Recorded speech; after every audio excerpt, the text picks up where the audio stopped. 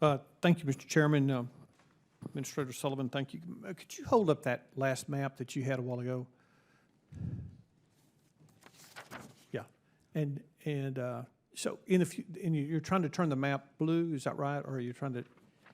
The blue color on this side shows the new density of points compared to just the red triangles. Okay, because I like maps that we try to turn red. So in the future, if you want to. You're asking that I reverse those colors? Would you reverse the colors for me? Thank you. Thank you for being here. One of the things since I've been on this committee, and I had brown hair, I think, when I first got on this committee, but, you know, this satellite program has, you know, it's had its problems.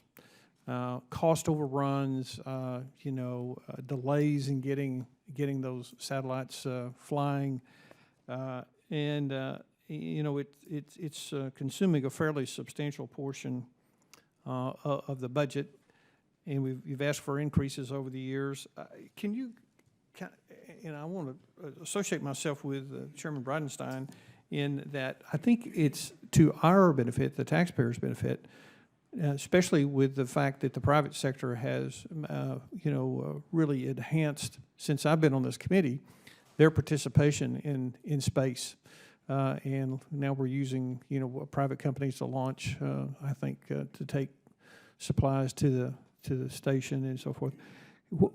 What's your vision about the future? Sometimes, you know, we have, quite honestly, the agencies are resistant to, you know, bringing the private sector into that turf. That NASA was not hasn't been overly excited, as you know, in the past about, you know, transitioning some of the programs to the private sector.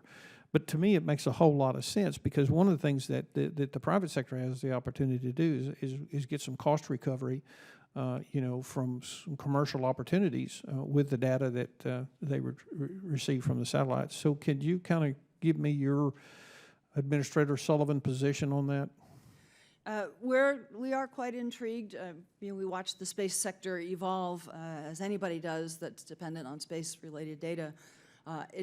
In the weather domain, we believe it is a promising but still quite nascent prospect to actually have data flows from private sector satellites.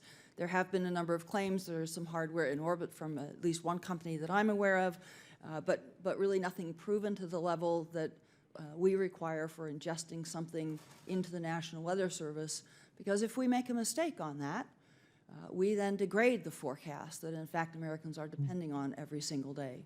So our posture and our engagement with the private sector in this regard is just tempered by that concern to make sure we work together to define the best path forward that doesn't jeopardize the quality of American weather forecasting.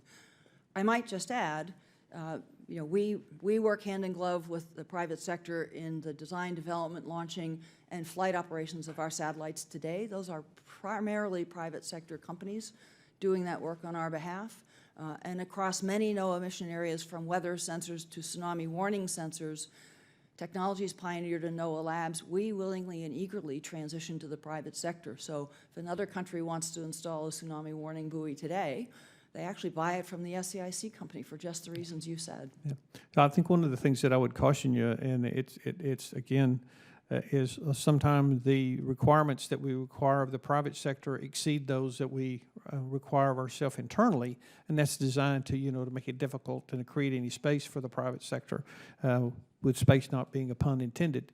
But so I would encourage you as you move forward is that you know, we have to bring those people in a collaboration. I don't think it compromises the mission at what's going on at NOAA, and I think it actually has an opportunity to expand that mission and to free up, you know, very precious dollars that we don't have, you know, of your budget.